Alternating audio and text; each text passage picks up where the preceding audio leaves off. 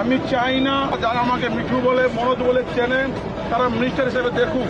আমি এখানে মনোজ হিসেবে থাকতে চাই। পশ্চিমবঙ্গের বনমন্ত্রী মনোজ ওরাও এখনও তিনি সাধারণ মানুষের মধ্যেই থাকতে ভালোবাসেন, আর সেই কারণেই নিরাপত্তা কর্মীদের তিনি নির্দেশ দিয়েছেন যেন উত্তরবঙ্গ সফরের সময় সাইরেন বা হুটার ব্যবহার করা না হয়। তিনি বলেন, আমি এখানেই বড় হয়েছি, এখানকার মানুষ আমাকে ভালোবাসেন, দয়া করে নিশ্চিত করবেন যেন সাইরেন বা হুটারের শব্দে সাধারণ মানুষের কোনো অসুবিধা না হয়। এখানে মন্ত্রী হিসাবে আমার কোনো বিশেষ আড়ম্বর প্রয়োজন নেই।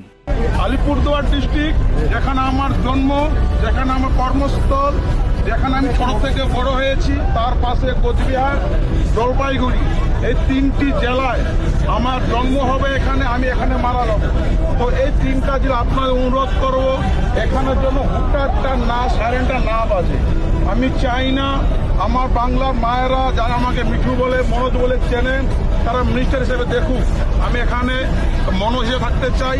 তাই এই তিনটা ডিস্ট্রিক্টে আপনারা কাইন্ডলি হুটার চালাবেন না, কেউ যেন বিরক্ত না হয়। আমার যদি কাজের দরকার পড়ে আমি 1 ঘন্টা আগে আসবো, কিন্তু তবু আমার এলাকার আমার তিনটা ডিস্ট্রিক্টের মানুষকে বিরক্ত করতে চাই না। আপনার খেয়াল রাখবেন, তিনটা ডিস্ট্রিক্ট। হ্যাঁ।